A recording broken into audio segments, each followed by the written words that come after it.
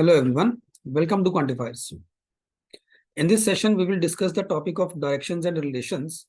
This topic is important from your SNAP or NMAT examination point of view. So let us start with the first one, which is directions.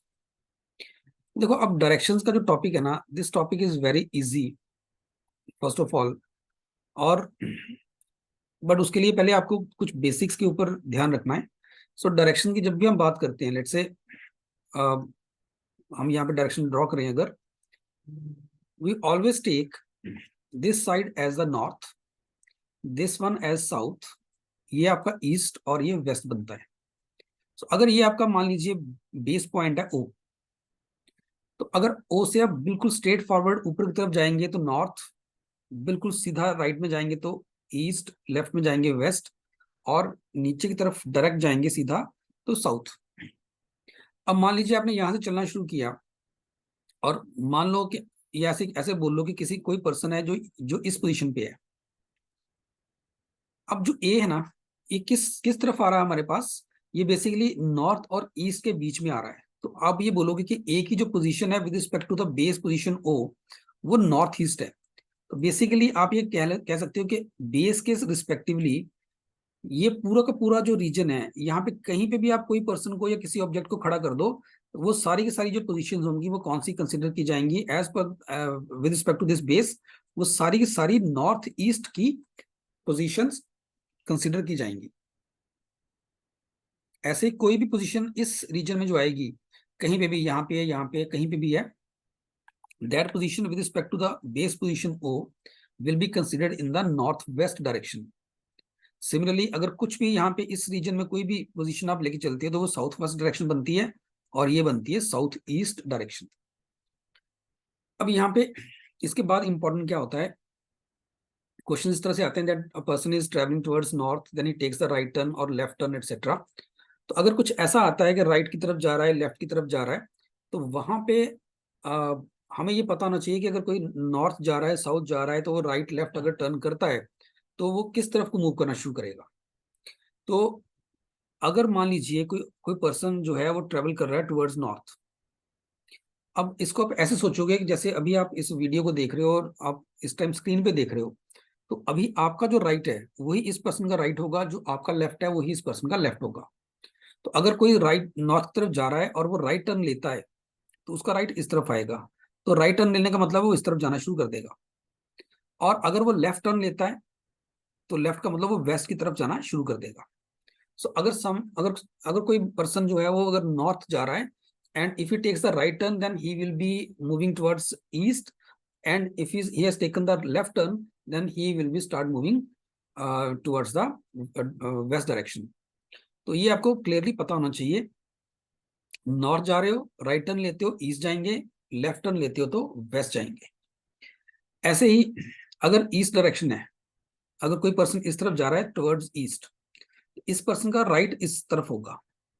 अब इसको ऐसे सोचो कि अभी आपकी जो भी करंट पोजीशन है, आप अपने करंट पोजीशन से 90 डिग्री राइट पे घूम जाओ, ठीक है, तो वो आपकी पोजीशन इस तरह की बन जाएगी जिस तरह की इस पर्सन की है. अब उस केस में जो आपका राइट होगा वही इस पर्सन का राइट है. अगर ये पर्सन ईस्ट जा रहा है और अगर वो राइट की तरफ टर्न करता है तो वो साउथ की तरफ जा रहा होगा, और अगर वो लेफ्ट की तरफ टर्न करेगा तो वो नॉर्थ की तरफ जाएगा. ऐसे ही अगर कोई पर्सन वेस्ट जा रहा है, ठीक है, वेस्ट जा रहा है, वेस्ट डायरेक्शन की तरफ जा रहा है, यहां से स्टार्ट किया और वेस्ट की तरफ जा रहा है. अगर वेस्ट जा रहा है तो उसका जो राइट है इस बार इस तरफ बनेगा, ठीक है, और अगर वो राइट टर्न लेता है तो वो नॉर्थ की तरफ जाएगा, और अगर वो लेफ्ट टर्न लेता है तो वो साउथ की तरफ जाएगा. Similarly if a person is travelling towards south, अब जो साउथ की तरफ चल रहा है उसको आप ऐसे कंसिडर करो जैसे वो पर्सन आपके सामने है, ठीक है, ही इज कमिंग टुवर्ड्स यू. अब ये पर्सन जो है, इसका राइट और लेफ्ट, अगर ये आपकी तरफ आ रहा है तो इसका राइट और लेफ्ट आपके राइट और लेफ्ट से उल्टा होगा, ठीक है. तो आपका राइट जिस तरफ है इसका उसका उल्टा साइड होगा, तो इसका जो राइट होगा वो इस तरफ आएगा और इसका लेफ्ट इस तरफ आएगा,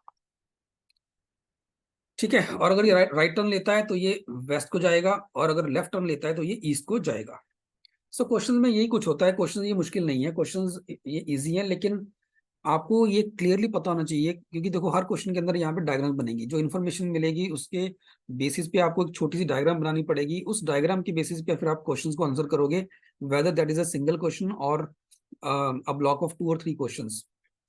लेकिन वो डायग्राम बनाने के लिए आपको डायरेक्शंस बिल्कुल क्लियर होनी चाहिए कि अगर कोई नॉर्थ जा रहा है, राइट लेता है, लेफ्ट लेता है टर्न, तो वो किस डायरेक्शन में जाएगा, कोई ईस्ट जा रहा है वहां से राइट लेफ्ट लेता है तो किस डायरेक्शन में जाएगा, ये चीजें आपको क्लियर आपके लिए आपके लिए क्लियर होनी चाहिए, तभी आप डायग्राम को ठीक बना सकते हो।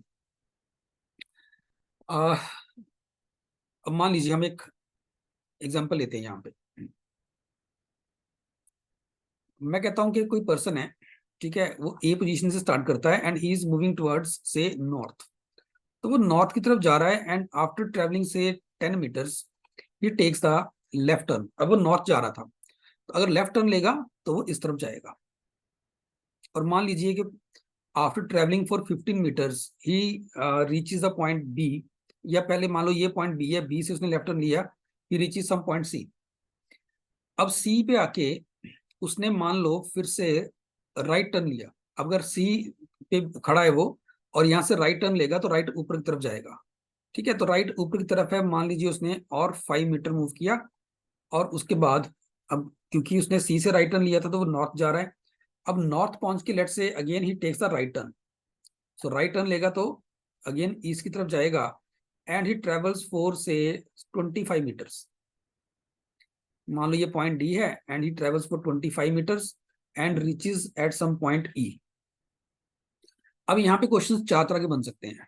पहला क्वेश्चन बहुत सिंपल होता है, in which direction he is finally facing, ठीक है ना। So final direction in which he is facing, पहला क्वेश्चन तो ये बन जाता है, final direction in which he is facing now.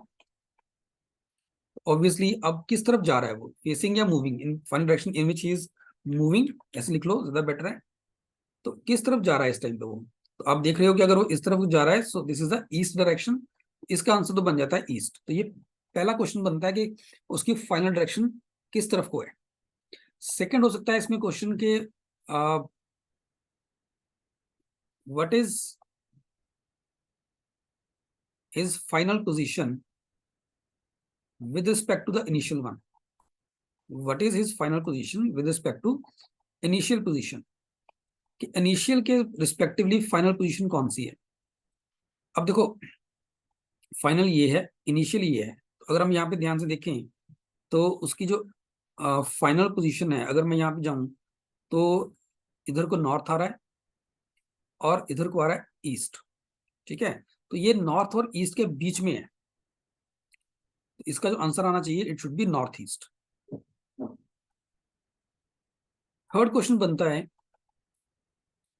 Total distance travelled by the person, total distance travelled by the person, total कितना डिस्टेंस उसने travel किया। अब उसके लिए आपको कुछ नहीं करना, जितना यहाँ पे डिस्टेंस ट्रेवल किया सबको ऐड कर दो, 10, 15, 25, 30 और 25, आप बोलोगे 55 मीटर उसने टोटल ट्रेवल किया है। फोर्थ बनता है shortest distance, shortest distance between his initial and final position, ठीक है, इनिशियल एंड फाइनल पोजीशन के बीच में शॉर्टेस्ट डिस्टेंस कितना है। तो अब उसके लिए क्या करोगे आप,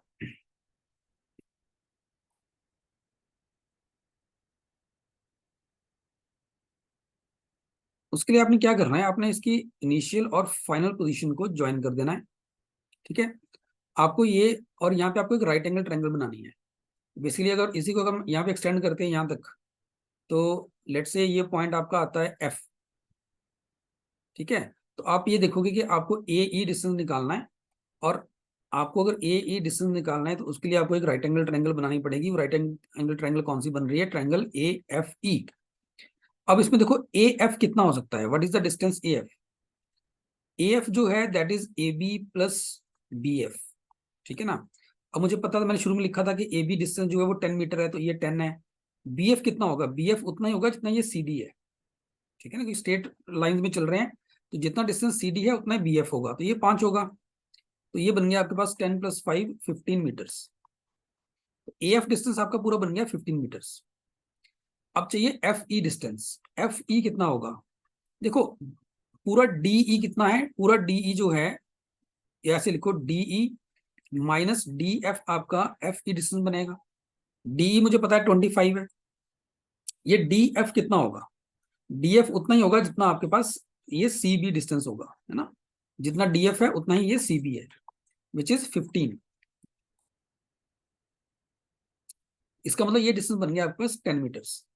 तो आपके पास AF बनता है 15, ये बन रहा है 10, तो आपको AE चाहिए, उसके लिए आप पाइथागोरस थ्योरम लगा लो, AE square is equal to AF square plus EF square. ठीक है, तो AE स्क्वायर आपका बन जाता है, AF स्क्वायर कितना हो जाएगा, ये आपके पास 15 बन रहा है, 15 का स्क्वायर 225, और ये आपके पास बन गया 10, 10 का स्क्वायर 100, तो ये बन गया 325 मीटर्स, या फिर यहाँ से AE बन गया आपके पास √325।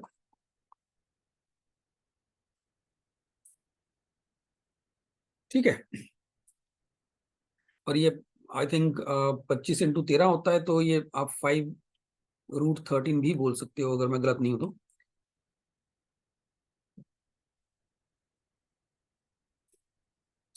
ये 4 तरह के क्वेश्चन हमारे पास यहाँ पे बनते हैं। अगर हम क्वेश्चंस देखेंगे तो पहले हमें जो भी इंफॉर्मेशन दे रखी होगी उस इंफॉर्मेशन के बेसिस पे हम लोगों को डायग्राम बनानी है। डायग्राम बनाने के बाद हम लोगों को जो क्वेश्चन, जिस तरह के भी क्वेश्चन पूछे जाएंगे उस तरह के क्वेश्चन, उस तरह से हम उसको आंसर कर देंगे।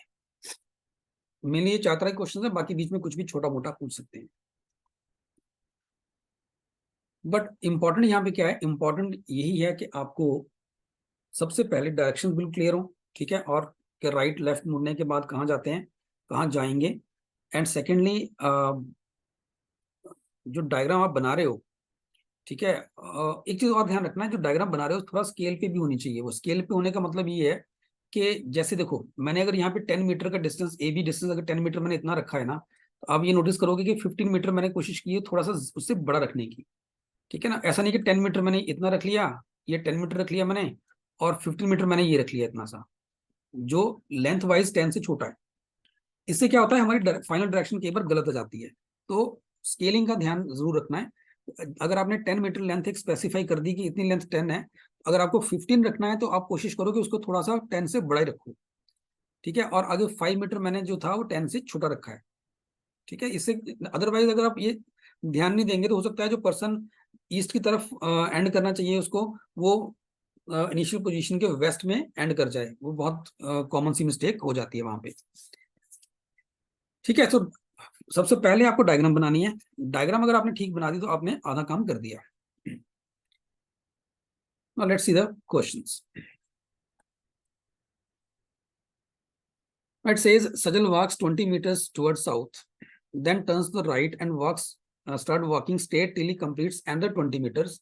Then again turning to the left, he walks for 10 meters. Then he turns to left again and walks for 20 meters. How far is he from his initial position? So यहाँ start करते हैं। वो जा रहा है south की तरफ, तो मान लो उसने ए से स्टार्ट किया 20 मीटर्स टुवर्ड साउथ, तो वो 20 मीटर साउथ की तरफ आया, तो मान लो वो B पॉइंट पे पहुंच गया। ठीक है, अब उसने क्या किया, राइट टर्न लिया, then it turns to his right. अब यहाँ पहुंच के राइट टर्न लेगा, इसका राइट इस तरफ आएगा, बिकॉज ये साउथ जा रहा है। तो साउथ वाला मैंने आपको बताया था, साउथ का मतलब पर्सन इज एक्चुअली आप उसको कैसे कंसिडर करोगे कि वो पर्सन आपकी तरफ आ रहा है, ही इज कमिंग टुवर्ड्स यू, उसका राइट और लेफ्ट आपके राइट और लेफ्ट से उल्टा होगा।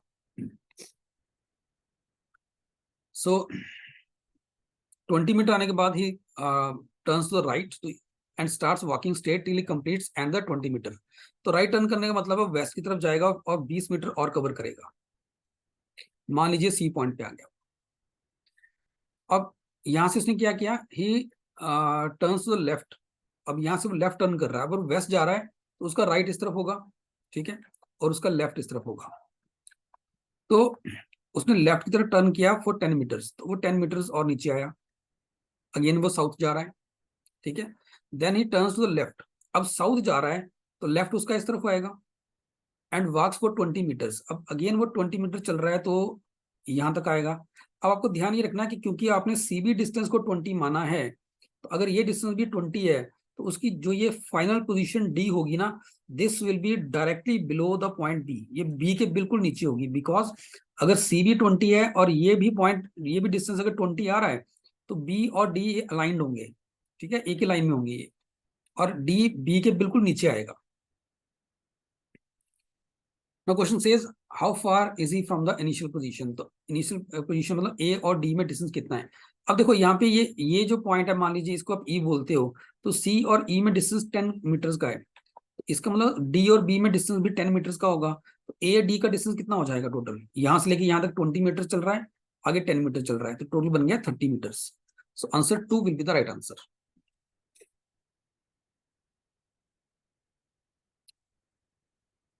Next it says Mira drives to north of her place of stay at A and finds after traveling 20 kilometers that she has driven in the wrong direction. तो मीरा, मान लीजिए मीरा यहां से स्टार्ट कर रही है टुवर्ड्स नॉर्थ, ठीक है, और ये पॉइंट ए है, ये इसको दोबारा बना देते हैं, ये पॉइंट मेंशन्ड है। Meera drives to north of her place of stay at A, तो ए से वो स्टार्ट कर रही है, नॉर्थ की तरफ जा रही है वो 20 किलोमीटर्स, ठीक है, 20 किलोमीटर चलेगी वो।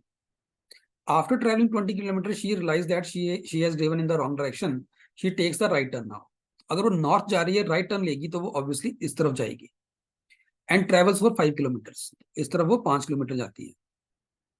यहां पहुंच गई, यहां के बाद क्या बोला, and then again turns right, यहां से उसने फिर राइट टर्न लिया। देखो अब वो ईस्ट की तरफ जा रही है, तो उसका राइट इस तरफ आएगा, ठीक है, राइट टर्न लिया। ड्राइव फॉर अनदर 20 किलोमीटर्स, तो वो फिर से उसने और 20 किलोमीटर्स ट्रेवल किए, तो यहां पहुंच गई एट सम पॉइंट बी। देखो अब ये 20 किलोमीटर थे, ठीक है, यहाँ से यहाँ गई, फिर राइट टर्न लिया, फिर राइट टर्न लिया, तो आप ये कह सकते हो कि ये जो डिस्टेंस है, ठीक है, अगर मैं इसको सी और डी मान लूँ, तो जितना डिस्टेंस ए सी होगा उतना ही बी डी होगा, तो B D distance is also 20 kilometres. Question says how much distance she has now to cover to go back to the point from where she started, तो जहां से उसने शुरू किया था वहां तक आने के लिए कितना डिस्टेंस ट्रेवल करना पड़ेगा। तो अगर उसको बी से वापस ए जाना है, तो उसको ऑब्वियसली सी डी जितना डिस्टेंस ही ट्रेवल करना पड़ेगा, which is 5 kilometre. So option 2 is the right answer for this one.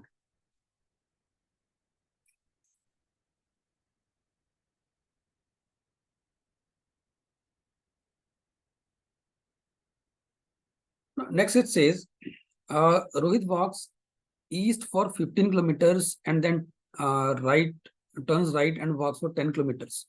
तो रोहित क्या कर रहा है, पहले मान लीजिए ए पॉइंट से वो चल रहा है, he is travelling towards east for 15 kilometres, तो यहाँ से वो ईस्ट की तरफ जा रहा है for 15 kilometres, then turns right. अब यहाँ पे इस पॉइंट से उसने राइट टर्न लिया, लेट्स से ये पॉइंट बी है, यहाँ से उसने राइट टर्न लिया, राइट मतलब वो साउथ की तरफ जाएगा, एंड वॉक्स फॉर 10 किलोमीटर्स, तो 10 किलोमीटर वो नीचे आया, सी पॉइंट पे आ गया, एंड देन टर्न्स लेफ्ट। अब वो साउथ जा रहा है, तो अगर वो लेफ्ट टर्न करेगा, ठीक है, आप ध्यान ये रखना कि उसका जो लेफ्ट होगा वो आपसे उल्टा होगा, ठीक है, उसका जो लेफ्ट होगा, आपका लेफ्ट इस तरफ चल रहा है, उसका लेफ्ट इस तरफ आएगा, and turns left and walks for 20 kilometre. अब अगेन वो 20 किलोमीटर और चल रहा है यहाँ पे, अगेन ही टर्न्स लेफ्ट। अब वो यहां से अगेन लेफ्ट टर्न लेगा, तो मतलब ऊपर की तरफ आएगा फॉर 2 किलोमीटर, तो यहाँ रुक गया वहां पे। What is the shortest distance between his initial and the final position, तो ये उसकी फाइनल पोजीशन है, मान लीजिए ये ई है, so E is the final position. तो हमें क्या निकालना है, हमें निकालना है ये ए ई डिस्टेंस कितना आएगा, ठीक है, हमें ये डिस्टेंस निकालना है कि ये डिस्टेंस कितना आएगा।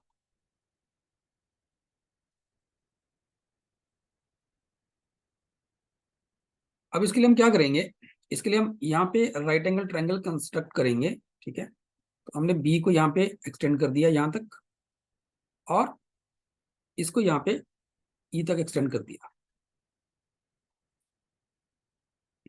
ठीक है जी।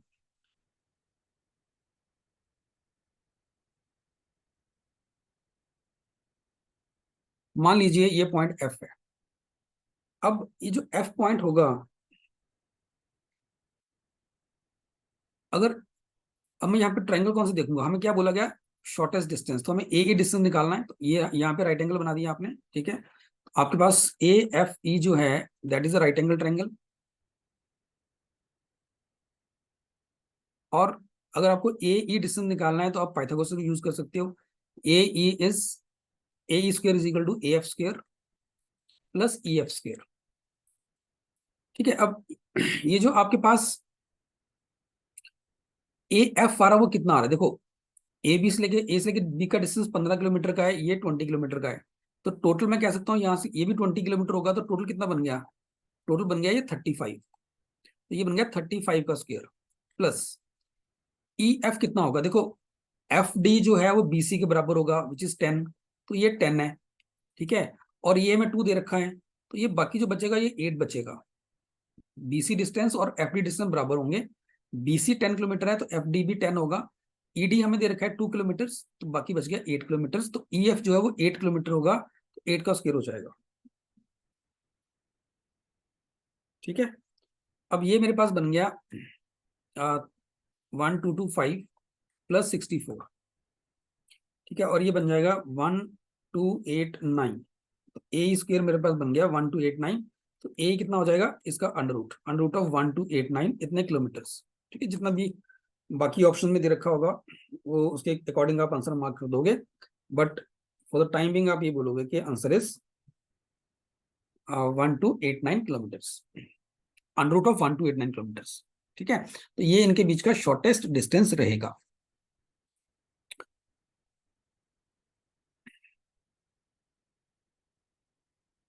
Now next one,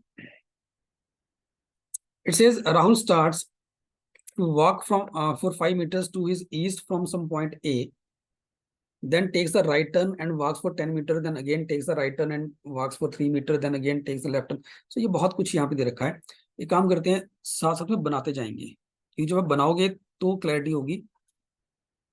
so Rahul starts to walk from for 5 meters to his east from some point A, तो यहाँ से उसने स्टार्ट किया ए से 5 मीटर ईस्ट की तरफ, इस तरफ आया वो 5 मीटर, बी पे पहुंचा, टेक्स द राइट टर्न, या बी पॉइंट बाद में दे रखा है इसको यहाँ छोड़ देते हैं, and takes the right turn. अब यहाँ पे अगर वो राइट टर्न लेता है तो वो नीचे की तरफ आएगा फॉर 10 मीटर्स,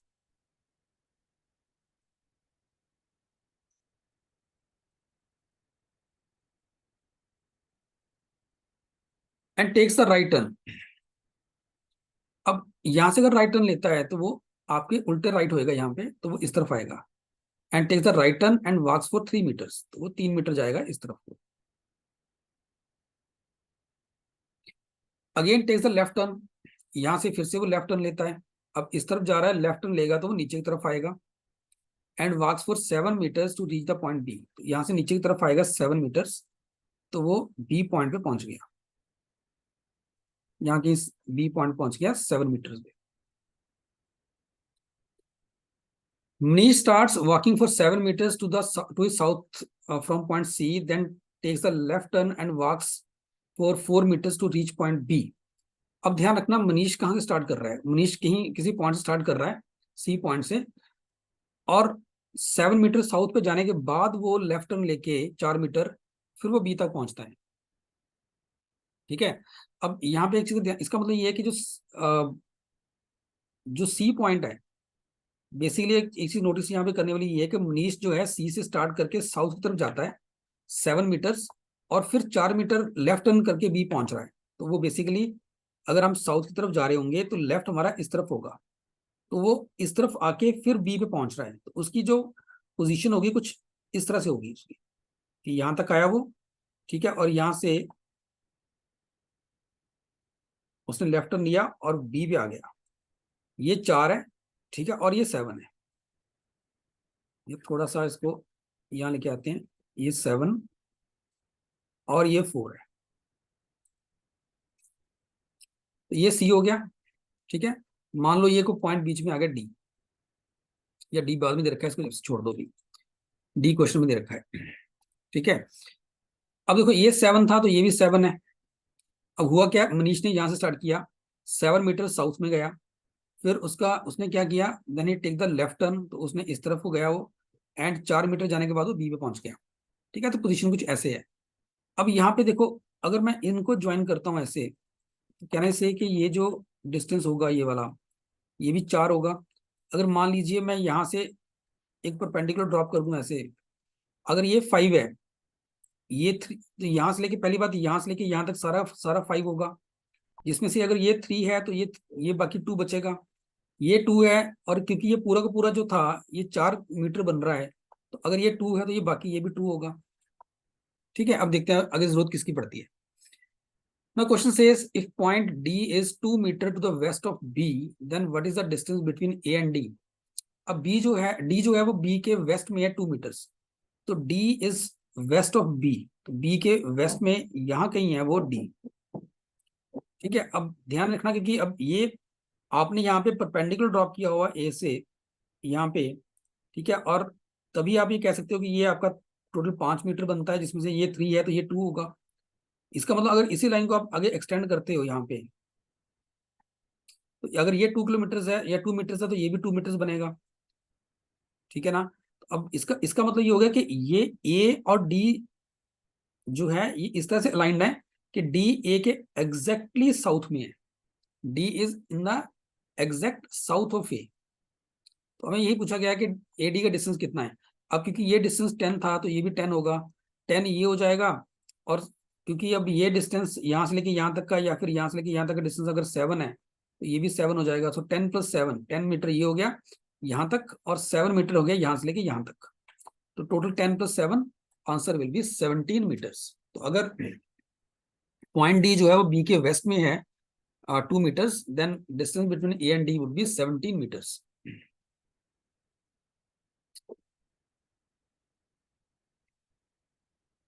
एंड लास्ट जो नेक्स्ट जो हमारे पास क्वेश्चन है वो भी इसी सेट के ऊपर बेस्ड है। अब इसमें क्या बोला है,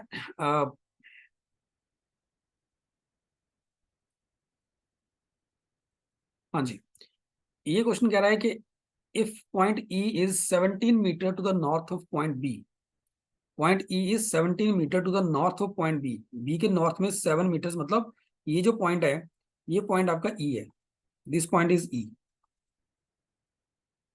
then what is the position and direction of point E with respect to point A?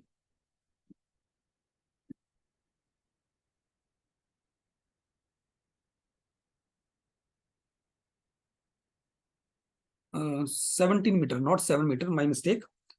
E is not 7 meters, it is 17 meters. Point E is 17 meters to the north of point B. तो 17 का मतलब हो गया कि 7 यहाँ पे हो गया, 10 यहाँ पे हो गया ना, तो आप इसको अगर एक्सटेंड करोगे पीछे की तरफ तो ये पॉइंट आपका E बनेगा। ठीक है, 10 मीटर ये हो गया, 7 17 मीटर बन गया। अब देखो टोटल यहाँ से लेके यहाँ तक का डिस्टेंस 5 का था। ठीक है, ये डिस्टेंस मुझे पता है 2 मीटर है, तो ये भी 2 मीटर होगा यहाँ तक। तो what is the position of E with respect to A? E की पोजीशन क्या है? ई जो है, अब you can see that E is 2 metres east of A, तो वो ए से 2 मीटर्स ईस्ट की तरफ है। ऑप्शन बी आपका राइट आंसर बन जाएगा यहाँ पे। ठीक है, तो ये दोनों ही जो क्वेश्चंस थे ये एक ही सेट के ऊपर बेस्ड थे, और आई होप कि ये आपको समझ में आया। ठीक है जी, अब नेक्स्ट देखते हैं।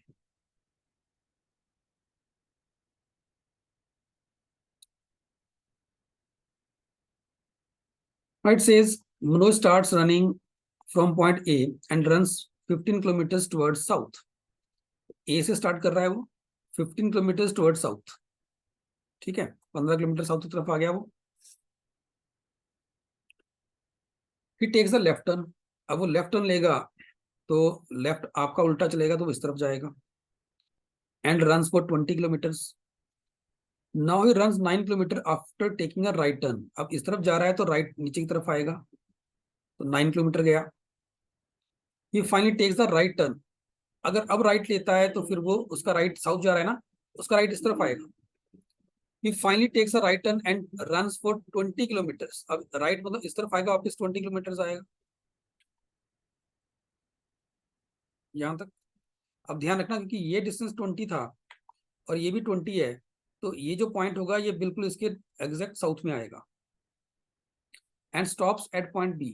सो what is the distance between A and B? A और बी का डिस्टेंस कितना है? अगर ये 15 है, ये 9 है, तो ये भी 9 होगा। ठीक है, तो 15 + 9 कितना हो गया? 24। तो 24 kilometre will be the right answer.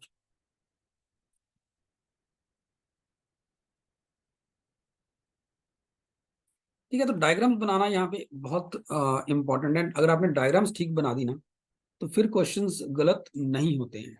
ठीक है, ये ध्यान रखना है बस आपको। Now again question says a person is standing at some point P, he starts walking towards the west and walks for 6 metres. तो पॉइंट पी पे कोई पर्सन खड़ा है, वो वेस्ट की तरफ चलना शुरू करता है for 6 metres. Then he takes a left turn. अगर वेस्ट जा रहा है, लेफ्ट टर्न लेगा तो लेफ्ट इस तरफ आएगा। लेफ्ट टर्न लेता है फॉर 4 मीटर्स। तो लेफ्ट टर्न लिया और वो 4 मीटर नीचे आया। And reaches the point Q, वो क्यू पे पहुंच गया। ठीक है, after that he takes a right turn. अब वो साउथ जा रहा है, तो राइट टर्न मतलब वो इस तरफ आएगा, राइट उसका इस तरफ जाएगा। He takes the right turn and walks for 5 metres. तो 5 मीटर जाएगा इस तरफ। Then he takes a left turn. अब 5 मीटर जाने के बाद वो वेस्ट जा रहा है, लेफ्ट उसका इस तरफ आ जाएगा। Takes the left turn and walks for 3 metres. तो लेफ्ट का मतलब वो अब इस तरफ जाएगा for 3 metres. And reaches the point R, वो आर पे पहुंच गया। Point S is 9 metre east of point R. ठीक है, तो पॉइंट एस जो है वो आर के 9 मीटर ईस्ट में है। अब ध्यान ये रखना कि जो एस होगा ना, that will not be in the exact south of P. क्योंकि देखो, अगर मैं यहाँ पे एक परपेंडिकुलर ड्रॉप करूं, लेट से, ठीक है, और इसको देखूं अगर यहाँ तक, तो ये अगर ये 6 था तो ये भी 6 होगा। 6 + 5 11 हो गया। जबकि उसने क्या बोला यहाँ पे कि एस जो है it is 9 metres east of R. तो आर और एस का डिस्टेंस 9 का चलेगा। इसका मतलब यहाँ पे कुछ डिस्टेंस यहाँ से लेके यहाँ तक का बच जाएगा। ठीक है, point we is 3 meters to the north of point T, and point T is 7 meters to the south of point P। देखो, अब यहाँ पे एक चीज नोटिस करना, यहाँ पे उसने 4 मीटर का डिस्टेंस ट्रेवल किया था, तो ये 4 मीटर था। ठीक है, 4 मीटर ये हो गए और 3 ये हो गए। अब पॉइंट वी कहाँ पे है? Point V is 3 metre to the north of point T. Point T is 7 metre to the south of point P. अब पी के साउथ में 7 मीटर कहाँ आएंगे? 4 मीटर तो ये हो गया, बिकॉज ये 4 मीटर था। 3 मीटर ये है, तो 3 मीटर ये हो गया। तो मतलब एस के इमीडिएटली जो ईस्ट की तरफ पॉइंट दिख रहा है ना आपको, ये पॉइंट पॉइंट टी होगा। और पॉइंट वी जो है it is 3 metre to the north of point T. तो 3 मीटर मतलब ये जो पॉइंट है, this point is the point V. ठीक है, अब क्वेश्चन देखते हैं। फर्स्ट कह रहा है how far is the point Q with respect to point V. तो क्यू जो है वी के रिस्पेक्टिवली कितना दूर है? ठीक है, तो हमें दिख रहा है कि अगर ये 6 मीटर है तो ये भी 6 मीटर है। So answer C will be the right answer.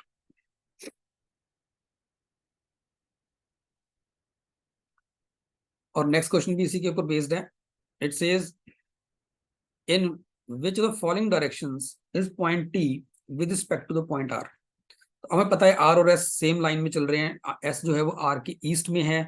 ठीक है, और क्योंकि ये 7 मीटर का डिस्टेंस इस तरफ भी पूरा हो रहा है, इस तरफ को भी पूरा हो रहा है, तो जो टी होगा that will be in the east of S, क्योंकि यहाँ पे अभी इतना डिस्टेंस बच गया इनके बीच में। सो क्वेश्चन कह रहा है in which of the following directions is the point T with respect to point R. तो आर के रिस्पेक्टिवली चाहिए, चाहे एस ले लो चाहे आर ले लो, दोनों के रिस्पेक्टिवली पॉइंट टी जो है वो ईस्ट में आएगा। So option B will be the right answer. So I hope कि यहाँ तक जितना भी हमने डिस्कस किया है अबाउट द डायरेक्शंस पार्ट, ये सबको क्लियर है। देखो, इंपॉर्टेंट अगेन वही है, इनके ऊपर आपको प्रैक्टिस करनी चाहिए, करनी पड़ेगी। ठीक है, इन क्वेश्चंस के ऊपर, क्योंकि ये जो क्वेश्चंस हैं ये बेसिकली अगर मैं बोलूँ कि इतना मुश्किल तो नहीं है, लेकिन थोड़ा सा जो डायरेक्शंस को लेके हमें कई बार कंफ्यूजन होती है ना, ये उसी के ऊपर, ये उसी चीज को मतलब आप कह सकते हो कि अगर आपने ओवरकम कर दिया तो ये क्वेश्चंस कहीं भी आपको डिफिकल्ट लगेंगे नहीं। ये क्वेश्चंस डुएबल होते हैं। थोड़ा डायरेक्शंस के ऊपर ध्यान रखना है कि ईस्ट जा रहा है, वेस्ट जा रहा है, तो राइट टर्न लेफ्ट टर्न का मतलब क्या है, ठीक है। और स्केलिंग का खास करके ध्यान रखना है कि अगर आपने 10 मीटर लेंथ इतनी मानी है, तो 15 मीटर इससे बड़ा ही मान के चलोगे, 8 मीटर इससे छोटा ही मान के चलोगे, ठीक है। ये चीजों का थोड़ा सा ध्यान रखना होता है, और थोड़ा डायरेक्शन का ध्यान रखो, तो ये क्वेश्चंस इजीली सॉल्व हो जाते हैं। और ये डुएबल होते हैं, और ये ऐसे क्वेश्चंस हैं जिनको अगर मान लो आपको एग्जाम में मिल गए, तो 99% जनता इनको ठीक करके आएगी। तो जिसको इतने लोग ठीक करके आ रहे हैं, उन क्वेश्चन को आप गलत नहीं कर सकते। Next part is the relations. Again relations, I would say या ब्लड रिलेशंस कहना चाहिए, ठीक है। ये भी इजी है, क्योंकि अब ये टॉपिक क्यों इजी है, क्योंकि देखो हम सबको अपने जो ब्लड रिलेशन में जो लोग हैं ना, हमारे अंकल, चाचा जी, मामा जी, बुआ जी, मासी जी, हमें सबका पता है। हमें पता है कि अगर मासी जी हैं तो वो हमारी मासी जी कैसे हैं, कि वो हमारे मदर की सिस्टर हैं, ठीक है ना। अगर हमारी चाची जी हैं तो वो कैसे हैं, कि वो हमारे फादर के छोटे भाई की वाइफ है, तो वो हमारी चाची जी है। तो क्योंकि हमें अपनी फैमिलीज में पता है कि रिलेशंस किस तरह से चल रहे हैं, ठीक है ना। मामा जी कैसे बनते हैं, किनको, किस पर्सन को हम मामा जी बोल रहे हैं ना, किस पर्सन को हम चाचा जी बोल रहे हैं, किनको हम दादाजी बोल रहे हैं, दादाजी का हमसे क्या रिलेशन है, कि वो हमारे फादर के फादर हैं। तो क्योंकि ये रिलेशन हमें पता है सारे के सारे, इसलिए ये टॉपिक थोड़ा सा इजी रहता है, इजी बनता है हमारे लिए, ठीक है। पर इसमें थोड़ा सा ध्यान ये रखना है कि हम लोग जो फादर के ब्रदर हैं उनको चाचा जी बोलते हैं, जो मदर के ब्रदर है उनको हम मामा जी बोलते हैं। तो हम हमारे इंडियन कल्चर में ये चाचा जी और मामा जी अलग अलग है, ठीक है। लेकिन जब हम क्वेश्चंस करने जाएंगे यहाँ पे, ठीक है, तो वहां पे ना थोड़ी सी कन्फ्यूजन ये हो जाती है कि अब क्योंकि क्वेश्चंस जो फ्रेम होंगे वो इंग्लिश में होंगे, तो वहां पे चाहे चाचा जी है चाहे मामा जी है, दोनों को अंकल ही बोला जाएगा, ठीक है। ब्रदर की वाइफ, अगर मैं अपने ब्रदर की वाइफ को बोलूंगा तो वो मेरी भाभी जी हुए, ठीक है। और मेरी वाइफ की जो सिस्टर होगी वो बेसिकली मेरी साली होगी। लेकिन अगर इंग्लिश में बात करें, तो चाहे वो ब्रदर की वाइफ हो चाहे वो वाइफ की सिस्टर हो, दोनों ही सिस्टर इन लॉ बन जाती है। तो इन चीजों का थोड़ा सा ध्यान रखना पड़ता है इन क्वेश्चंस के अंदर, अदरवाइज ये क्वेश्चंस अगेन मुश्किल नहीं होते। हाँ, इनमें जो कैटेगरीज आती हैं वो मेनली 3 तरह के क्वेश्चन बनते हैं। जो पहली स्टेटमेंट बनती है, पहली टाइप बनती है, वो आती है जहाँ पे आपको रिलेशंस ना सिंबल्स की फॉर्म में दिए होते हैं। सो जहाँ पे relations are in the form of symbols, और ये इजी होते हैं, ठीक है। ये आपको बहुत कम देखने को मिलेंगे। कम इसलिए देखने को मिलते हैं कि ये बहुत आसान क्वेश्चंस होते हैं। जैसे यहाँ पे बोल दिया कि ए प्लस बी का मतलब है that A is father of B. हम अभी क्वेश्चन करेंगे भी, A is father of B, ठीक है। और ए क्रॉस बी बोल दिया, कि इसका क्रॉस का मतलब क्या है, कि A is brother of B, A is brother of B, ठीक है। इस तरह से कुछ भी और ऐसे स्टार लगा के बोल दिया कि स्टार का मतलब है A is mother of B. अब इसके बाद आपको जो रिलेशन दिए होंगे ना, वो भी इन्हीं सिंबल्स की फॉर्म में दिए होंगे। जैसे मान लो आपको बोल दिया कि एच प्लस आई क्रॉस जे है, तो बताइए एच और जे में क्या रिलेशन है। तो आप क्या बोलोगे, प्लस का मतलब क्या है, प्लस का मतलब है कि father, so A is father of B, तो इसका मतलब हो गया H is the father of I, ठीक है। क्रॉस का क्या मतलब है, brother, A is the brother of B, तो I cross J, I is the brother of J. अब पूछा जाएगा कि अगर ये पूछा जाता कि एच जे का क्या है, तो क्योंकि अब बोला गया है कि H is the father of J, sorry H is the father of I, ये बोला गया है that H is the father of I, ठीक है ना। तो ऑब्वियसली फादर है तो मेल होगा, और आई क्रॉस जे मतलब आई इज द ब्रदर ऑफ जे, तो आई भी मेल होगा। जे का नहीं पता कि जे मेल है या फीमेल है। और अगर ये पूछा जाता है कि what is the relation of H with J, H का जे से क्या रिलेशन है, तो वो फादर होगा। लेकिन जे का एच से क्या रिलेशन है, वो नहीं पता, क्योंकि हमें ये नहीं पता कि जे मेल है या फीमेल है। हमें फाइनल जो पर्सन जे है, इसके बारे में नहीं बताया गया कि वो मेल है या फीमेल है। तो एच तो जे का फादर होगा, लेकिन जे एच का क्या होगा वो हम नहीं कह सकते। वो सन भी हो सकता है, वो डॉटर भी हो सकती है। ठीक है, तो इस तरह से हमें सिंबल्स की फॉर्म में रिलेशन दिए होते हैं, और हमें उनको सिंबल्स को डिकोड करके फिर फैमिली ट्री बनाना होता है। जो सेकंड टाइप आती है उसमें आती है कॉम्प्लेक्स स्टेटमेंट्स बेस्ड रिलेशन। तो अब इसका सिंपल सा मतलब ये है कि देखो, आपको मैं बड़ी सिंपल सी एग्जांपल बता रहा हूँ। कॉम्प्लेक्स स्टेटमेंट्स में आपको एक स्टेटमेंट दे रखी होगी जो थोड़ी सी कंफ्यूजिंग होगी। जैसे मान लो मैं कहता हूं कि मुझे किसी पर्सन को एड्रेस करना है, मान लो मेरा भाई मेरे साथ खड़ा है। तो अगर मैं थर्ड पर्सन को बोलूं, मान लो ए और बी ये दोनों सिबलिंग्स हैं। ए मान लो दोनों आपस में भाई हैं। ए बी का भाई है, बी ए का भाई है। अगर ए ने बी को सी को इंट्रोड्यूस करवाना हो, ठीक है, ए अब अपने भाई बी को सी को इंट्रोड्यूस करवा रहा है, तो वो कैसे बोल सकता है? वो सीधा सी को बोल सकता है ना कि बी जो है मेरा ब्रदर है। बड़ी सीधी सी बात है, और सी को भी समझ आ जाएगा कि हाँ ये उसका ब्रदर है, कहानी खत्म। लेकिन कॉम्प्लेक्स स्टेटमेंट में क्या बोलेगा? वो सीधा नहीं बोलेगा कि बी इज माई ब्रदर, नहीं, वो बोलेगा B is the son of the husband of my mother. ना, B is the son of, किसका सन है? Son of husband of my mother, कि मेरी मदर के हस्बैंड का बेटा है। तो बात तो वही होगी, है तो ब्रदर है, लेकिन वो उसने डायरेक्टली नहीं बोला, उसने उसको थोड़ा सा कॉम्प्लेक्स करके बोल दिया। ठीक है, तो ऐसे केसेस के अंदर भी हमें देखो, क्वेश्चन तो ये भी मुश्किल नहीं होते। इस केस में अब क्या करना बेस्ट क्या होता है इस केस में? इस केस ऐसे क्वेश्चन जब आते हैं जहाँ कॉम्प्लेक्स स्टेटमेंट बेस्ड क्वेश्चन आ रहे हैं, जब वो कह रहा है कि B is the son of the husband of my mother, तो इसमें ना कोशिश करो कि या तो एक फैमिली ट्री बना लो, ठीक है, या फिर कोशिश करो कि आप रिलेशंस को अपने ऊपर लेके चलो, कि बी जो है वो मेरे मदर के हस्बैंड का बेटा है। ठीक है, तो आपको अपने मदर दिखेंगे, हस्बैंड दिखेंगे, अपने फादर दिखेंगे, उनका बेटा आपको अपना भाई दिखेगा। तो या तो अपने ऊपर लेके चलो, उस पूरी स्टेटमेंट को अपने ऊपर ले लो। ठीक है, ये मेरे बारे में बात हो रही है। ठीक है, मेरे मदर या मेरे फादर का भाई, उनका आगे उनके फादर मेरे दादाजी हो गए। ठीक है, इस तरह से आपको अपने जो आपकी जो ब्लड लाइन है उसमें आपको जो अपने रिलेशन है वो दिखने शुरू हो जाते हैं, और उस तरीके से आप इनको इजिली सॉल्व कर सकते हो। सेकंड, आप इसको फैमिली ट्री बना के देख लो कि अब ए ने क्या बोला? ए ने बोला कि बी जो है वो ए की मदर का जो हस्बैंड है, ठीक है ना, उसका बेटा है। तो क्या मतलब हुआ इसका? कि ए की मदर का हस्बैंड तो उसका फादर ही हो गया ना, तो मतलब दोनों भाई हो गए। तो इस तरह से आप इनको एक फैमिली ट्री बना के भी सॉल्व कर सकते हैं, जो कॉम्प्लेक्स स्टेटमेंट बेस्ड रिलेशंस के ऊपर क्वेश्चंस आते हैं। और थर्ड इसमें जो कैटेगरी आती है वो आती है जहां पे प्योर आपको फैमिली ट्री ही बनाना है।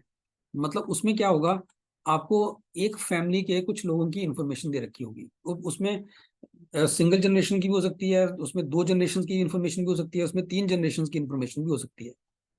आपको वो फैमिली का पूरा एक ट्री बनाना पड़ेगा कि सबसे पहली जनरेशन में कौन है, फिर उसके बाद कौन आ रहा है, कौन उसके बाद ग्रैंड पेरेंट्स में कौन है, ठीक है, पेरेंट्स में कौन है, और बच्चों में कौन है आगे चल के। अब इस केस में कोशिश ये करो कि जब आप फैमिली ट्री बना रहे हो ना, तो आप जनरेशन्स को वर्टिकली लगाओ। ठीक है, जनरेशन्स को वर्टिकली लगाओ, कि अगर ग्रैंड पेरेंट्स है तो यहाँ रखो सबसे ऊपर, पेरेंट्स को यहाँ रखो सेकंड नंबर पे, और बच्चों को सबसे थर्ड नंबर पे रखो। तो फैमिली ट्री बनाने का ये बेस्ट वे होता है। मैं नहीं कह रहा ऐसे बनाओ, अगर हॉरिजॉन्टली बनाना हॉरिजॉन्टली बना लो, लेकिन बेस्ट होता है कि अगर आप जनरेशन वाइज इनको चला रहे हो तो इनको आप एक ट्री की फॉर्म दे दो। इन जनरेशन जो सबसे ओल्ड जनरेशन है उसको सबसे ऊपर रख लो, जो पेरेंट्स वाली जनरेशन है उसको बीच में रख लो, और बच्चों वाली जनरेशन को नीचे रख लो। इससे भी नीचे की जनरेशन आ रही है उसको और नीचे रख लो, वैसे होता नहीं। अब जो सेम जनरेशन के लोग हैं, ठीक है, उनको आप हॉरिजॉन्टली जो है अरेंज करो। सेम जनरेशन में क्या हो सकते हैं? हस्बैंड वाइफ हो सकते हैं, ठीक है, या सिबलिंग्स हो सकते हैं, राइट। हस्बैंड वाइफ हो सकते हैं, सिबलिंग्स हो सकते हैं। और उसमें भी अब ये भी क्या, अगर सेम जनरेशन में भी आप कर रहे हो, तो वहां पे भी कोशिश करो, जैसे मैं कहता हूँ A and B, A is let's say brother of B, ठीक है, A is brother of B, और बी इज, मैं कहता हूँ हस्बैंड ऑफ सी। ऑब्वियसली बात है कि ये तीनों लोग सेम जनरेशन के हैं, A is the brother of B, B is the husband of C, ये तीनों सेम जनरेशन के लोग हैं। तो अब इनको भी जो आपने करना है ना, जब आप इनको ऐसे लिखोगे कि ए का रिलेशन बी से है, बी ब्रदर है इसका, बी का रिलेशन सी से है, ठीक है ना। अब अगर आपने इस तरह से बना दिया दिक्कत कोई नहीं है, लेकिन आपको फिर याद रखना पड़ेगा, थोड़ी देर बाद भूल जाओगे कि ए बी का भाई था कि ए बी का हस्बैंड था, वो चीज फिर से भूल जाती है हमें। तो बेटर क्या रहता है कि यहाँ पे भी आप इनको सिबलिंग्स को डिफ्रेंशिएट करने के लिए कुछ अलग सिंबल यूज करो, और हस्बैंड वाइफ को रिप्रेजेंट करने के लिए अलग सिंबल यूज करो। जैसे मैं जनरली क्या करता हूँ, मैं अगर मुझे हस्बैंड वाइफ को रिप्रेजेंट करना है तो मैं डबल डैश यूज कर लेता हूँ, और अगर मुझे सिबलिंग को यूज करना है तो मैं सिबलिंग्स को अगर मुझे रिलेट करना है तो मैं सिंगल डैश यूज करता हूँ। जैसे अगर कहा जा रहा है A is the brother of B, तो मेरे लिए सिंगल डैश काफी है। B is the husband of C, तो मैं यहाँ पे डबल डैश यूज कर लूंगा। तो उससे मुझे पता चल जाता है कि ये बी जो है, B and C they are not siblings, वो हस्बैंड वाइफ है। तो मुझे बार बार स्टेटमेंट्स पढ़ने की जरूरत नहीं पड़ती है वहां पे, ठीक है। तो इस तरह से सिंबल्स आप बना सकते हो। फिर A is the brother of B, B is the husband of C, फिर बाद में कई बार दिक्कत आती है, समझ नहीं आता ए मेल था या बी मेल था या सी फीमेल था, कौन मेल है कौन फीमेल है, ठीक है। अब उसके लिए भी आप फर्दर सिंबल्स यूज कर सकते हो, वो आपकी मर्जी है, जैसे मर्जी करो, उसमें कोई ऐसा नहीं कि जो सिंबल्स मैं बोल रहा हूँ वही यूज करने हैं। आप चाहो तो मेल्स को एम या फीमेल्स को एफ लिख सकते हो, वो आपकी मर्जी है। आपने A is the brother of B, तो आपने ए के साथ एम लिख दिया, मेल है ये। B is the husband of C, तो B is also male, C is a female, इसके साथ एफ लिख दिया। तो इससे बहुत, जब आप क्वेश्चन कर रहे हो उसके बाद आपको बहुत चीजें क्लियर हो जाती है ना, जब आप रिलेशन बना रहे हो कि कौन मेल है कौन फीमेल है, कौन हस्बैंड है कौन वाइफ है, बार बार स्टेटमेंट्स पढ़ने की जरूरत नहीं पड़ती है। अब ये आप एम और एफ भी लिख सकते हो, या शॉर्ट में चलना है कुछ सिंबल लगा लो। जैसे मान लो आपने प्लस माइनस लगा दिया, आपने मेल्स के लिए प्लस लगा दिया और फीमेल्स के लिए माइनस लगा दिया, या उल्टा कर लो, वो आपकी मर्जी है कि आपने प्लस लगा दिया फीमेल्स के लिए, माइनस साइन लगा दिया मेल्स के लिए, वो आपकी मर्जी है, ठीक है। पर इतना है कि जो भी आप सिंबल यूज कर रहे हो वो आपको क्लियर होने चाहिए कि इसका मतलब ये है, और हर बार उनको चेंज मत करो कि एक क्वेश्चन में आपने प्लस मेल्स के लिए लगा दिया और नेगेटिव फीमेल्स के लिए लगा दिया सिंबल, कि ये प्लस हो गया, ये प्लस है, यहाँ माइनस है। अब मुझे पता है कि जिसके नीचे प्लस लगाया वो मेल है, जिसके नीचे नीचे मैंने माइनस साइन लगाया वो फीमेल है। और अगला क्वेश्चन करने गए तो वहां पे मेल्स के नीचे आपने नेगेटिव लगा दिया और फीमेल्स के नीचे प्लस लगा दिया, तो खुद ही कंफ्यूज हो जाओगे, भूल गए फिर कि मैंने पिछली बार क्या किया था, इस बार क्या किया, अगर भूल गए फिर दिक्कत आ जाएगी। तो अगर एक सिंबल आप यूज कर रहे हो तो एक सिंबल्स, उन सिंबल्स को फिर आप ना एक स्टैंडर्ड मान के चलो कि मुझे हर क्वेश्चन के अंदर मेल्स को यही सिंबल देना है और फीमेल्स को यही सिंबल देना है, ताकि अगर मैं तीन भी क्वेश्चन सॉल्व कर रहा हूँ तो मैं मुझे कहीं पे कंफ्यूजन ना हो, ठीक है। तो हमें प्रॉपर यहाँ पे फैमिली ट्री बनाना पड़ता है, और उसके बाद फिर हमें क्वेश्चंस को सॉल्व करना होता है। चलिए अब हम क्वेश्चन की तरफ मूव करते हैं। मेरे ख्याल से ये इतना जो बेसिक पार्ट था ये हम सबको क्लियर है। अब ये सिंबल बेस आपके पास, तो यहाँ पे सिंबल्स की मीनिंग आपके सामने है कि मल्टीप्लिकेशन का मतलब सिस्टर है, सो पी क्रॉस क्यू मतलब P is the sister of Q, plus का मतलब मदर है, माइनस का मतलब फादर है, ठीक है, डिवीजन का मतलब ब्रदर है। अब हमें क्या देखना है, हमें देखना है विच of the following represents W is the grandfather of H. तो मेरे पास ये चार ऑप्शन के अंदर मुझे ये देखना है कि इन चार ऑप्शन में से कौन सी ऑप्शन मुझे डब्ल्यू और एच में जो रिलेशन दे रही है वो ऐसे देगी कि W will be the grandfather of H. So first of all W अगर ग्रैंडफादर है तो वो मेल है, ठीक है। अब यहाँ पे आ, ये साइन प्लस का आ रहा है, तो जब आप डब्ल्यू प्लस टी करोगे, डब्ल्यू प्लस टी करोगे तो इसका मतलब क्या हो गया, डब्ल्यू एस प्लस का मतलब क्या था, पी प्लस क्यू, मतलब P is the mother of Q. चलो मान लेते हैं हम, मैं यहाँ पे मेल को प्लस साइन लगा रहा हूँ, फीमेल्स को मान लीजिए मैंने नेगेटिव साइन लगा दिया, ठीक है, अपनी कन्वीनियंस के लिए। तो यहाँ बन गया प्लस का मतलब है मदर, यहाँ बन गया W is mother of T. तो अगर ये मदर है तो ये ग्रैंडफादर तो किसी हाल में हो ही नहीं सकता, तो आगे चेक करने की जरूरत ही नहीं है, ये ऑप्शन डायरेक्टली गलत हो गया। सिमिलरली सी ऑप्शन भी गलत है आपका, बिकॉज यहाँ पे क्रॉस आ गया, क्रॉस का मतलब क्या था, सिस्टर। तो डब्ल्यू क्रॉस टी का मतलब क्या हो जाएगा कि डब्ल्यू जो है वो टी की सिस्टर है, तो वो फीमेल हो जाएगी, तो वो ग्रैंडफादर फिर नहीं हो सकता। तो फर्स्ट और थर्ड ऑप्शन तो आपका स्टेट में रिजेक्ट हो रहा है। अब सेकंड पे आते हैं। डब्ल्यू डिवीजन का मतलब क्या है? ब्रदर। इसका मतलब डब्ल्यू जो है इज ब्रदर ऑफ टी। मैं मेल को प्लस लिख रहा हूँ, फीमेल्स को मैं नेगेटिव लिख रहा हूँ माइनस साइन के साथ। तो डब्ल्यू डिवीजन का मतलब है W is the brother of T. तो डब्ल्यू मेल हो गया। माइनस का मतलब क्या है? फादर। ठीक है ना। माइनस का मतलब पी माइनस क्यू, यहाँ पे जो माइनस साइन है ये वाला, पी माइनस क्यू का मतलब है P is the father of Q. तो टी माइनस एच का मतलब है T is the father of H. T H का फादर है। तो यहां से ये समझ आ रहा है मुझे कि डब्ल्यू जो है उसके भाई का बेटा एच है। तो डब्ल्यू जो होगा वो अंकल हो जाएगा एच का। हमें चाहिए था ग्रैंडफादर, तो ऑप्शन बी भी नहीं बनेगा। सो बच गया option D, that is the right answer. Check कर लेते हैं एक बार इसको अगेन। माइनस का मतलब क्या है? Father. So W is the father of T. W is the father of T. ठीक है, तो ये मेल है। प्लस का मतलब क्या था? Mother. T is the mother of H. T is the mother of H. तो टी फीमेल है। एच का नहीं पता कि एच कौन है। एच मेल भी हो सकता है, एच फीमेल भी हो सकती है। पर इतना पता है कि एच जो है वो डब्ल्यू की बेटी का बच्चा है। डब्ल्यू की बेटी का बच्चा है, इसलिए डब्ल्यू जो होगा that will be, he will B grandfather of H. So option D जो आपका आंसर बन रहा है यहाँ पे। ठीक है, अब यहाँ पे एक चीज मैं और ऐड करना चाहूंगा। बहुत बार आपको ना जब क्वेश्चंस आप कर रहे हो सॉल्व, तो क्वेश्चंस के अंदर ना आपको can not be determined option का थोड़ा सा ध्यान रखना पड़ेगा। कैन नॉट बी डिटरमिन्ड, अगर can not be determined option आ रही है, ठीक है, तो उसमें थोड़ा सा ध्यान रखना है। होता क्या है, हमारे पास मान लीजिए इंडियन नेम्स हैं, एक राहुल आ गया नाम, एक नाम आ गया लेट्स से कोमल आ गया नाम। ठीक है, अब हमें पता है कि इंडियंस जो हैं राहुल बेटे का नाम रखते हैं और कोमल जनरली लड़की का नाम होता है। लेकिन अगर ऑप्शंस में कैन नॉट बी डिटरमिन्ड आ रहा है, ऑप्शन में अगर, और ये जो मैं बता रहा हूँ ये तभी तभी आपको सोचना है जब अगर ऑप्शन में कैन नॉट बी डिटरमिन्ड है तो, अदरवाइज नहीं। अगर आप क्वेश्चन सॉल्व कर रहे हो और आपको राहुल का जेंडर समझ नहीं आ रहा और ऑप्शन में कैन नॉट बी डिटरमिन्ड आ रहा है, ठीक है, और राहुल के बारे में ही बात हो रही है, तो आप ये नहीं मान के चलोगे कि राहुल बाय डिफॉल्ट मेल है, कि उसके पेरेंट्स मेल था इसलिए उसके पेरेंट्स ने नाम उसका राहुल रखा है।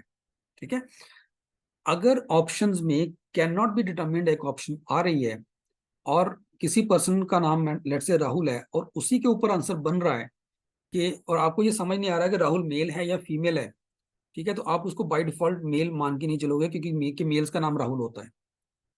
ठीक है, अगर सीबीडी दे दिया ना एग्जामिनर ने, तो उस केस में हो सकता है किसी लड़की का नाम राहुल हो, आप उसको चैलेंज नहीं कर सकते। किसी के पेरेंट्स का दिल किया और उन्होंने बेटी का नाम राहुल रख दिया, ठीक है, हम उसको चैलेंज थोड़ा ना कर सकते हैं। तो उस केस में Rahul may be a girl, ठीक है, वो फीमेल भी हो सकती है। लेकिन अगर option can not be determined नहीं है, ये भी साथ में मैं ऐड करूंगा, अगर option can not be determined नहीं है, उस केस में फिर हम मान के चलेंगे कि ठीक है, अगर राहुल है तो लड़का ही होगा और कोमल है तो वो लड़की ही होगी। ठीक है, तो अगर can not be determined option है, उस केस में कोशिश करो कि सिर्फ नाम देख के आप पर्सन का जेंडर डिसाइड ना करो कि वो मेल है या फीमेल है। लेकिन ये सिर्फ कैन नॉट बी डिटरमिन्ड वाले क्वेश्चंस पे ही एप्लीकेबल है, ये ध्यान रखना।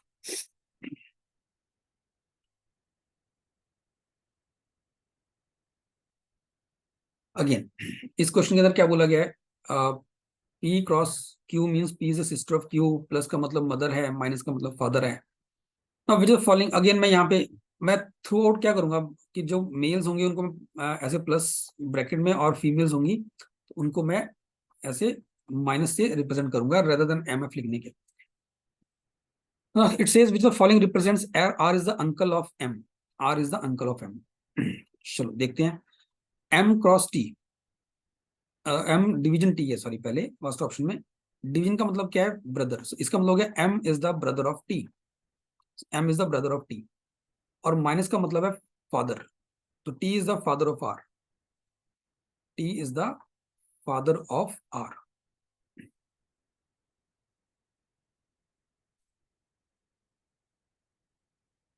हमें क्या चाहिए था? हमें चाहिए था R is the uncle of M. यहाँ तो उल्टा हो रहा है, यहाँ पे एम जो है वो आर का अंकल बन रहा है, हमें आर अंकल चाहिए था एम का, वो नहीं बन रहा। ठीक है, तो फर्स्ट गलत हो गया। इसका मतलब अगर हम आर और एम को इंटरचेंज कर दें तो बात बन जाएगी, और वो सेकंड ऑप्शन में हो भी रहा है ना। अगर सेकंड ऑप्शन पकड़ेंगे तो डिवीजन का मतलब है ब्रदर, तो R is the brother of T, R brother है टी का, और माइनस मतलब फादर, तो T is the father of M, तो T is the father of M हो गया। तो इसका मतलब आर जो है उसके ब्रदर का बेटा एम, उसके ब्रदर का बच्चा एम है, तो आर जो है वो एम का अंकल है। एम कौन है हमें नहीं पता, एम फीमेल भी हो सकती है, एम मेल भी हो सकता है, ठीक है, बट वो नहीं पता, बट इतना पता है कि आर मेल है तो आर जो है ही is the uncle of M. So option B is the right answer.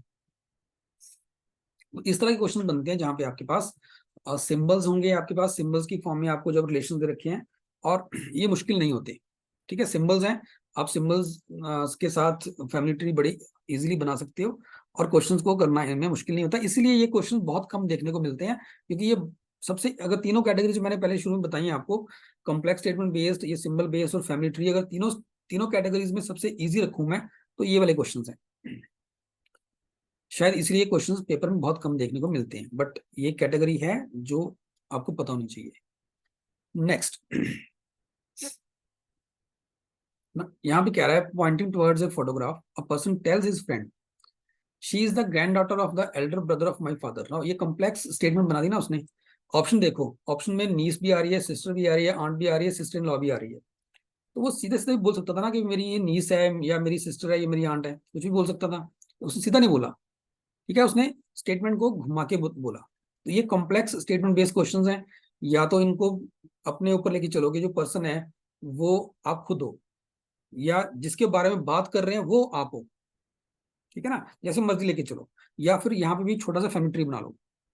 उसने क्या बोला, she is the grand daughter of किसकी, elder brother of my father, तो वो जो पर्सन है वो किसकी बात कर रहा है, Elder brother of my father, अपने फादर की बात कर रहा है। तो इस पर्सन का जो फादर है, इस पर्सन के जो फादर हैं, फादर के एल्डर ब्रदर, जो फादर के एल्डर ब्रदर हैं,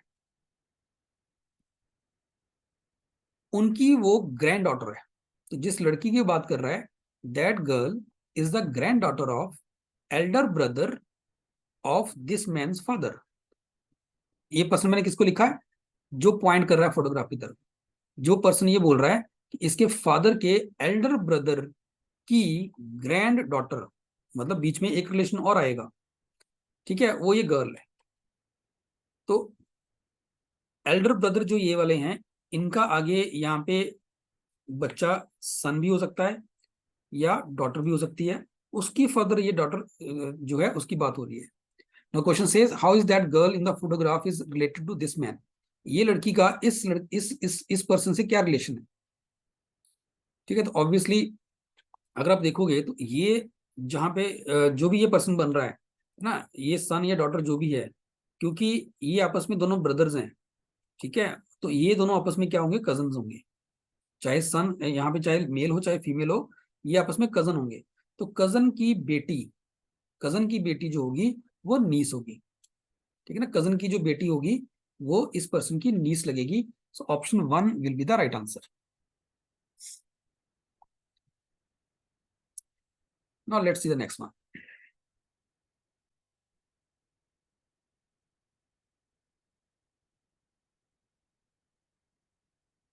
सो pointing towards a photograph, people said she is the daughter of my grandfather's only son. So how is Vipul related to the girl in the photograph. चलिए, अब देखो, विपुल के बारे में नहीं बताया कि विपुल मेल है या फीमेल है, पहली बात, ठीक है ना, तो आप सीधा कह सकते हो डेटा इनएडिक्वेट ऑप्शन बन सकता है आपका, है ना, जैसे मैंने अभी पहले आपको कहा, क्योंकि डेटा इनएडिक्वेट दिया हुआ है, और विपुल, उसने कहा विपुल कैसे रिलेटेड है गर्ल से, तो हमें क्या पता विपुल मेल है कि फीमेल है, जो मर्जी रिलेशन बन जाए बाद में, ठीक है ना, विपुल मेल है या फीमेल हमें नहीं पता। सो उसने डेटा इनएडिक्वेट दे दिया है। चलो, अगर मान लो कि अगर विपुल मेल भी है, मान लो कि विपुल मेल है, मान लेते हैं एक बार के लिए, ठीक है, तब भी आंसर डेटा इनएडिक्वेट ही बनेगा। कैसे, उसने क्या बोला है, she is the daughter of my grandfather's only सन। तो विपुल क्या बोल रहा है, विपुल कह रहा है कि वो जो लड़की है, she is the daughter of my grandfather's only son. सो एक मिनट के लिए विपुल को हटा लेते हैं यहाँ से, ठीक है। ग्रैंडफादर्स ओनली सन, तो मान लीजिए ग्रैंडफादर, उनका एक ही बेटा है सन, उसकी बेटी है वो, उनकी डॉटर है, वो जो फोटो में है वो उनकी डॉटर है। अब विपुल सीन में कहां पे आएगा? दो पॉसिबिलिटीज बनती है विपुल की। अगर तो विपुल ग्रैंडफादर के इस ओनली सन का ही बेटा हुआ,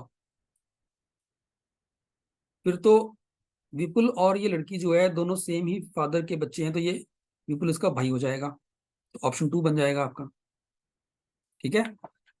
दूसरी बात, उसने ये नहीं बोला she is the daughter of my grandfather's only child, ध्यान रखना, she is the daughter of my grandfather's only child नहीं बोला, ओनली सन बोला है। हो सकता है ग्रैंडफादर का एक ही बेटा हो, बट ग्रैंडफादर की कोई बेटी भी है, पॉसिबल है कि ग्रैंडफादर की खुद की भी कोई बेटी है। उसने ओनली सन बोला है, ओनली चाइल्ड नहीं बोला।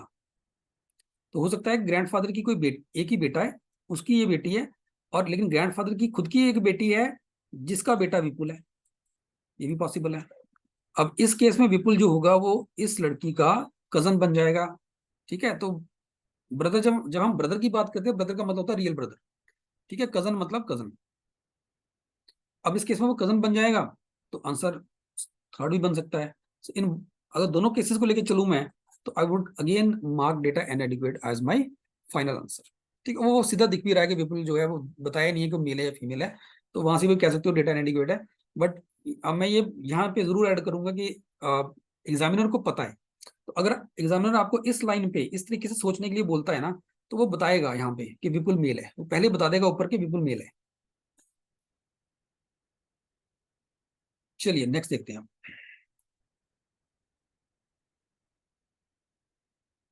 Now it says, pointing to a man on the stage, Rita said, he is the brother of the daughter of the wife of my husband.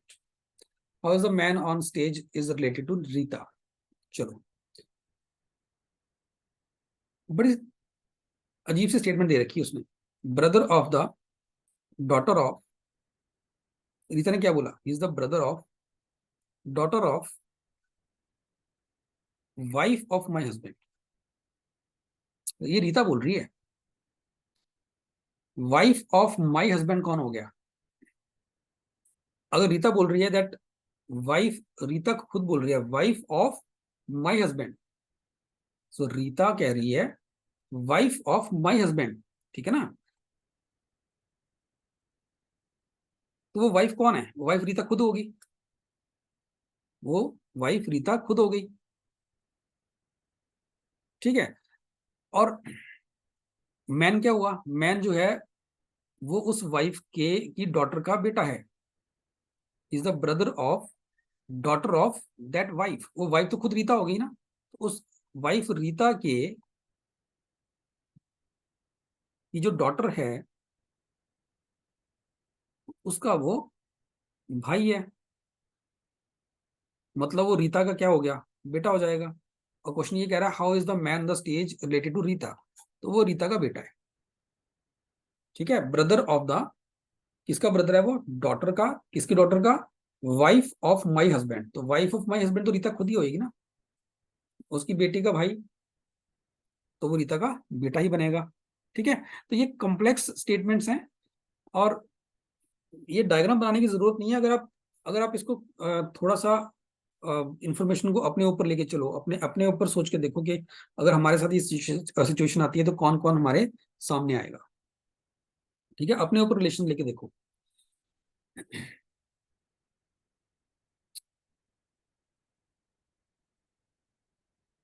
Next, अब ये एक फैमिली ट्री बेस्ड क्वेश्चन है, तो हमें यहाँ पे एक फैमिली ट्री क्रिएट करना है, बनाना है, और मे बी इसके ऊपर एक या दो क्वेश्चन होंगे।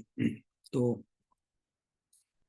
इंफॉर्मेशन कह रही है K is the grand daughter of G who is married to N, तो जी, जी की शादी हो रखी। अब ये हु किसके लिए यूज हो रहा है?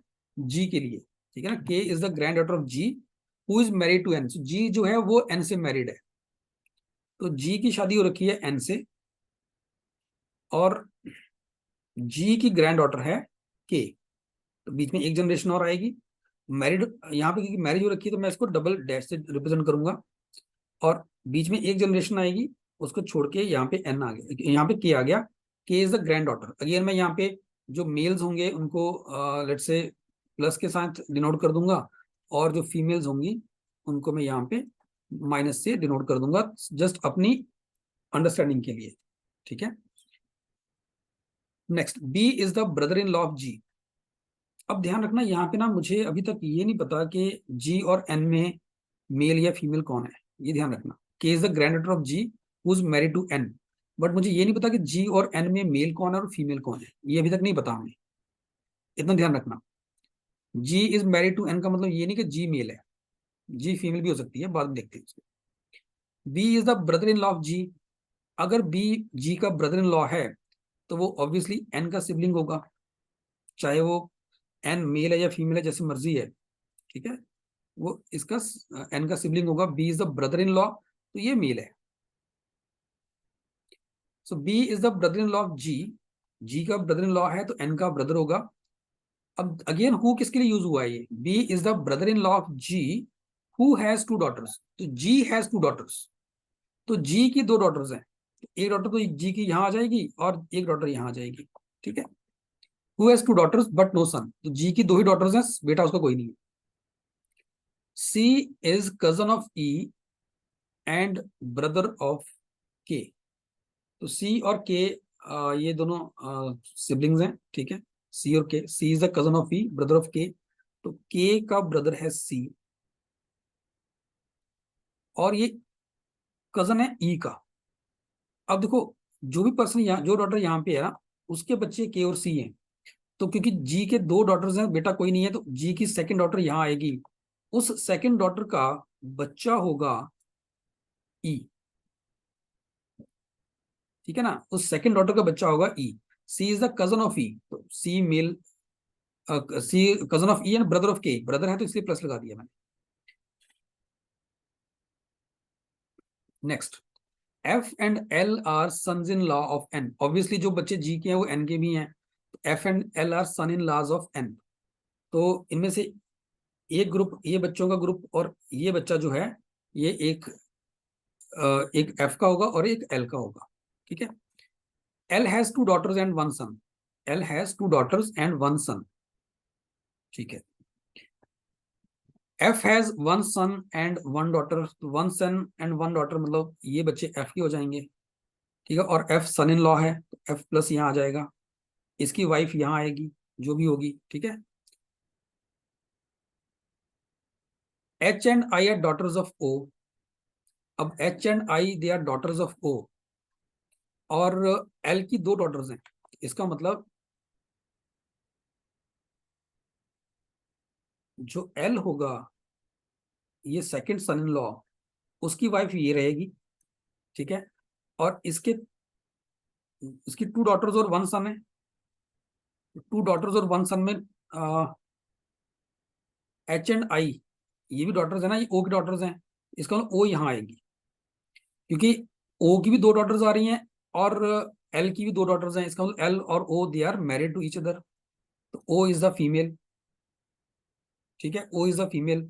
और एच और आई ये डॉटर्स हैं, तो आई भी डॉटर है, एच भी डॉटर है। अब क्योंकि एल की दो डॉटर्स और एक सन है, इसका मतलब जो ई है वो मेल होगा, ई मेल होगा, ठीक है। Z is also a member of the family, अब जेड कहाँ पे एडजस्ट होगा, ये ओ और एल की शादी हो रखी है, ठीक है। जेड यहाँ पे आएगा, Z is also female, Z इनकी दूसरी बेटी है, तो अगर जेड को आपको एडजस्ट करना, यही एडजस्ट हो पाएगी, क्योंकि बाकी सब हो चुका है।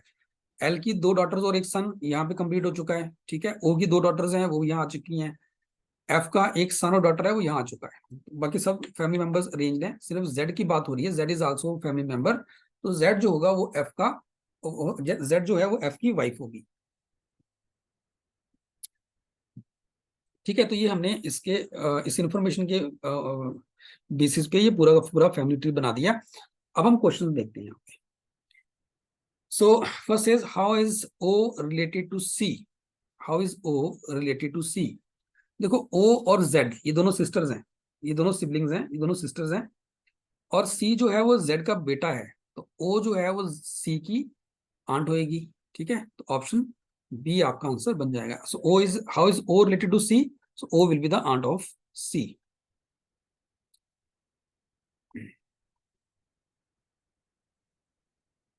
Next is how is H related to N? How is H related to N? देखो Z और O दोनों ही G और N के बच्चे हैं, ठीक है ना. G और N के बच्चे हैं, और Z और O G और N के बच्चे हैं, और जो ये H है ये O की बेटी है. अगर H O की बेटी है तो H जो है वो N की ग्रैंड डॉटर होगी. सो क्वेश्चन कह रहा है how is H related to N? H is grand daughter of N. So option A यहाँ पे आपका आंसर बन जाएगा.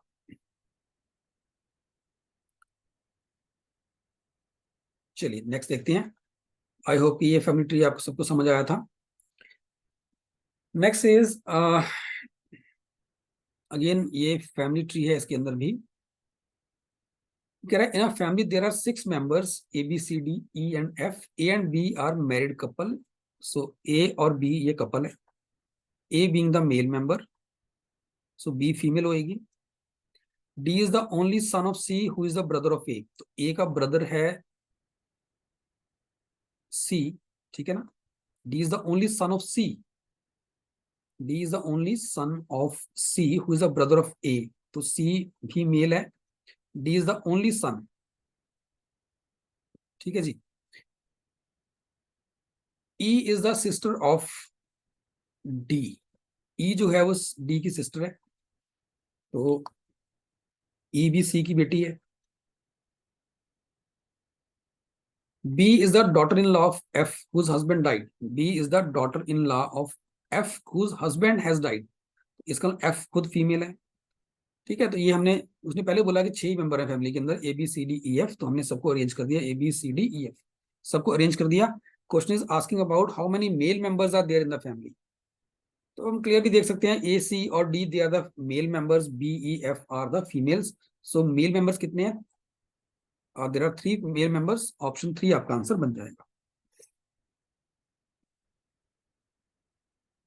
नेक्स्ट इट सेज अगेन, इसी ट्री के फैमिली ट्री के ऊपर बेस क्वेश्चन है ये वाला भी. सारी कहानी वही है. It says how is E related to C. E C के साथ कैसे रिलेटेड है? तो ई सी की बेटी है, ठीक है. तो डॉटर आंसर आ जाएगा इसका. तो फैमिली ट्री में ये काम अच्छा होता है कि अगर आपने, ये जब फैमिली ट्री आता है जनरली तो वहां पे 1-2 क्वेश्चन साथ में आते हैं. अगर आपने एक बार फैमिली ट्री बना दिया, तो अगर उसके साथ आपको 2 या 3 क्वेश्चन दे दिए गए तो काम आसान हो जाता है हमारे पास. वो बेसिकली एक से टाइम बचता है हमारा, क्योंकि एक बार आपने अगर फैमिली ट्री ठीक बना दिया तो सारे क्वेश्चंस उसी फैमिली ट्री के ऊपर बेस्ड होंगे, तो आप फटाफट से उनको मार्क कर सकते हो. Next it says Mohan is the son of Arun's father's sister. Prakash is the son of Reva who is the mother of Vikas and grandmother of Arun. अगेन हमें एक फैमिली ट्री बनाना पड़ेगा यहाँ पे. Mohan is the son of Arun's father's sister. तो अरुण जहां भी है, इसके फादर की,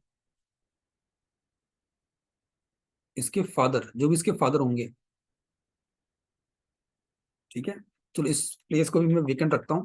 जो भी इसके फादर होंगे उनकी सिस्टर, सिस्टर कौन है पता नहीं, सिस्टर का बेटा है मोहन. तो मोहन मेल है. Mohan is the son of Arun's father's sister. Prakash is the son of Reva who is the mother of Vikas and grandmother of Arun. तो रेवा जो है वो अरुण की ग्रैंड मदर है, तो रेवा फीमेल है. और साथ ही साथ ये बोला गया है कि Prakash is the son of Reva who is the mother of Vikas. तो यहां से समझ आ रहा है कि रेवा के 2 बेटे हैं. एक प्रकाश है,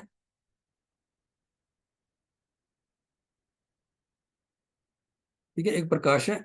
ये तो मेल है ही है, ठीक है. विकास है. और क्वेश्चन बोला how is the wife of Vikas. तो अगर वाइफ ऑफ विकास बोला है तो विकास भी मेल होगा, ठीक है. तो अब रेवा के 2 बच्चे हैं, 2 लड़के हैं, प्रकाश और विकास. उनमें से कोई भी एक अरुण का फादर हो सकता है. तो अरुण का फादर या तो प्रकाश होगा या विकास होगा. Pranav is the father of Neela and grandfather of Mohan. तो मोहन की जो मदर है, इसका मतलब उसका नाम नीला है। मोहन की मदर का नाम नीला है, ठीक है। और प्रणव जो है वो नीला का फादर है, और रेवा जो है प्रणव की वाइफ है। तो ये दोनों हस्बैंड वाइफ हैं, Pranav and Reva. Now it says how is the wife of Vikas related to Neela. अब मुझे नहीं पता कि अरुण का फादर प्रणव है या विकास है। देखो, अरुण का फादर प्रणव हो या विकास हो, जो मर्जी हो, जो भी उसकी वाइफ होगी वो, अब एक चीज क्लियर है कि ऐसे लिखते हैं इसको, ऐसे नीला, नीला रेवा की बेटी है। अब जो भी विकास की वाइफ होगी, जो भी विकास की वाइफ होगी, क्वेश्चन ये कह रहा है how is the wife of Vikas related to Neela. तो वाइफ, जो विकास की जो वाइफ होगी, वो नीला की ऑब्वियसली सिस्टर इन लॉ ही होगी, ठीक है। So option 2 will be the right answer for this one. सो ये जो क्वेश्चंस थे, ये सारे क्वेश्चंस आपके बेस्ड हैं ऑन फैमिली ट्री, ठीक है। तो इस तरह से आपको इंफॉर्मेशन पढ़ के जनरेशन, अब देखो यहाँ भी 3 जनरेशन की बात हो रही थी, रेवा और प्रणव की, फिर प्रकाश और विकास की, और फिर अरुण और मोहन की। तो जो जनरेशन हैं इनको आप वर्टिकली अरेंज कीजिए, जो डिफरेंट जनरेशन हैं, जो सेम जनरेशन है इनको आप हॉरिजॉन्टली अरेंज करिए, ठीक है। और तभी ये फैमिली ट्री आपका प्रॉपर बन पाएगा। सो आई होप के ये जो पार्ट है ब्लड रिलेशन वाला, ये भी आपको समझ आया। You can now solve the questions based on this concept also, और दिस टॉपिक आल्सो। और जितना भी यहाँ पे इस सेशन में हमने डिस्कस किया, आई होप कि वो आप लोगों को समझ आया होगा। Thank you to all.